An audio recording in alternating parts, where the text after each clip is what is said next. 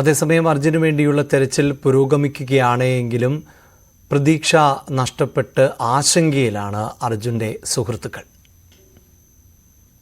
അർജുന് വേണ്ടിയുള്ള തെരച്ചിൽ അവിടെ പുരോഗമിക്കുമ്പോൾ ഇവിടെ നാട്ടുകാരും അർജുന്റെ സുഹൃത്തുക്കളും ഒക്കെ തന്നെ അതിന്റെ ഭാഗമാവുകയാണ്. ശിരൂരിലേക്ക് അവർക്ക് എത്താൻ കഴിഞ്ഞില്ലെങ്കിലും എങ്ങനെയെങ്കിലും ഒക്കെ അതിന്റെ ഭാഗമാകുക, അതിലേക്ക് കൂടുതൽ അന്വേഷണം നടത്തുക, ഏതെങ്കിലുമൊക്കെ രീതിയിൽ അർജുനെ തിരിച്ച് അല്ലെങ്കിൽ അർജുനെ അവസാനമായി കാണാൻ പറ്റും, ഇവിടേക്ക് ആ ശരീരം ഒന്ന് കൊണ്ടുവരാൻ പറ്റും എന്നൊക്കെയുള്ള പ്രതീക്ഷയിലാണ് ഇപ്പോൾ അവരുള്ളത്.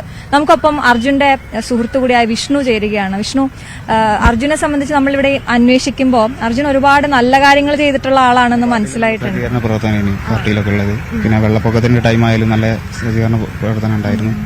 പിന്നെ അവനെ കുറിച്ച് ഇനി കുറച്ചും കൂടി കമ്പനിക്കാർ കുറച്ച് കോൺഫറൻസ്. അതല്ല ഞാൻ ചോദിക്കുന്നത്, ഈ കണ്ണാടിക്കലില് വെള്ളം കയറുന്ന ഒരു പ്രദേശമാണ്, നമുക്ക് കണ്ടാൽ തന്നെ അറിയാം. അതേപോലെ കക്കുടി പാലത്തിന്റെ അങ്ങോട്ടും വെള്ളം ഒരേ ടൈം ഇതിൽ കയറുന്ന ടൈം ഇത് നിൽക്കുന്ന സ്ഥലമാണ്. പ്രളയം ഭയങ്കരമായിട്ട് ബാധിച്ചു.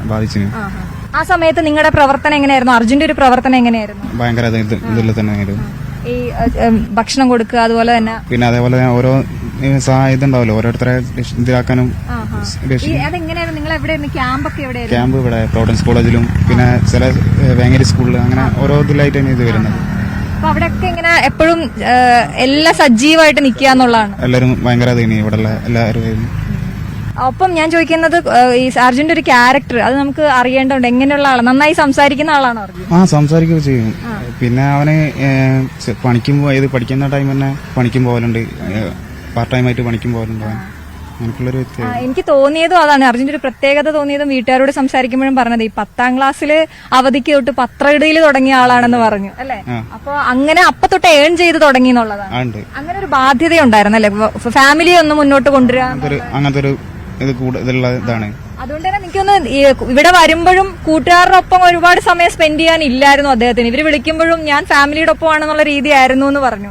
അതങ്ങനെ ഉണ്ടാവില്ല, അങ്ങനെയല്ല. ഓൻ വരലുണ്ട് കേട്ടോ. ഏത് പിന്നെ അധികം കുറച്ച് നേരത്തെ ടൈം ഉണ്ടാവും. ഏത് ഇപ്പൊ ഈ ലോറി പോകുന്ന ടൈം ആയതുകൊണ്ട് അവൻ അവൻ്റെതായ ചുറ്റുപാട് എല്ലാവരും പിന്നെ ഓരോ തിരക്കും കാര്യങ്ങളാകുമ്പോൾ അങ്ങനെ കിട്ടതായല്ലോ. ഒരു ഫാമിലി മാൻ ആയിരുന്നു അല്ലെ? അത് അവരോട് സംസാരിച്ചപ്പോഴും എനിക്ക് മനസ്സിലായത് അങ്ങനെയാണ്. കുക്ക് ചെയ്യും നന്നായിട്ട് അർജുൻ. അവിടെ അമ്മയോടും വൈഫിനോടും ഒക്കെ മാറി നിന്നോളൂ, ഞാൻ അടുക്കള കയറിക്കോളാന്ന് പറയൂന്ന് പറഞ്ഞു ഈ അവധിയുള്ള ദിവസങ്ങളിലൊക്കെ. വിഷ്ണു, എങ്ങനെയാ എപ്പോഴാ പഠിച്ചത് അർജുന്റെ കൂടെ? ഞങ്ങൾ +1 +2.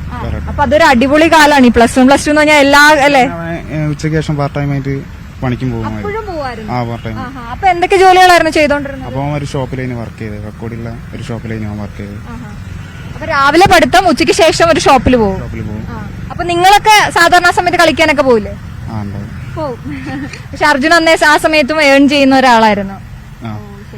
ഇപ്പൊ എന്താ തോന്നുന്നത്? ഈ ശരിയുള്ള തെരച്ചിലൊക്കെ കണ്ടു നമ്മള്, മൊത്തത്തിലൊരു പ്രതീക്ഷ കൈവിട്ട ഒരു അവസ്ഥയാണല്ലോ നമുക്കിപ്പോ. അവിടെ വലിയ കാറ്റും മഴയും ഉണ്ട്, ഇപ്പോഴും കണ്ടെത്താനായിട്ടില്ല അർജുനെ. അങ്ങനെ ഇതാവുന്നുള്ള ഒരു ഇതുമില്ല. പക്ഷെ ജീവനോടെ വരികയാണെങ്കിൽ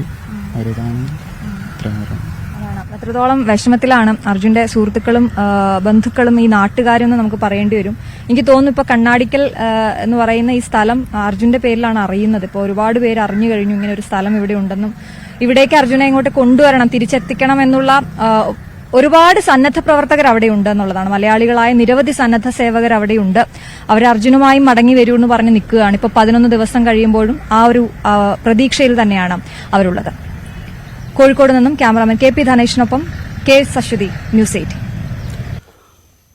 ഈ വാർത്തയിലേക്ക് വളരെ പെട്ടെന്ന് തിരികെ എത്താം, ഇടവേളയ്ക്ക്.